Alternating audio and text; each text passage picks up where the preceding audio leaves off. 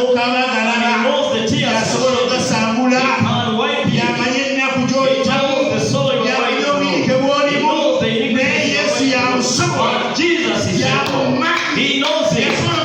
He can stand with you and make you move and support you and take you out of the pit you are thrown into. Praise the Lord. Leave looking at the children of people. They cry but pretending. Do you know that there are even most tenants who just cry? Amen.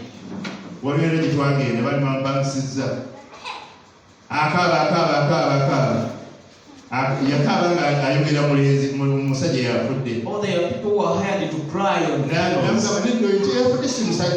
She was crying on a he, and they told him, they made how I know it is not a he, the deceased is a she. So the people were crying.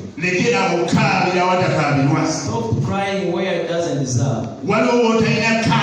There's somewhere you don't need to cry. You have to look unto God. Look unto Him. Called you, who called you? Because He's faithful. He is going to help you. He is going to please you. After Jesus came, He entered the house. And after making sure that the old man, He looked at the door, hold her, told her, God, raise up. The daughter raised up. She stood up. Amen. I see God coming to you. I see Jesus visiting you.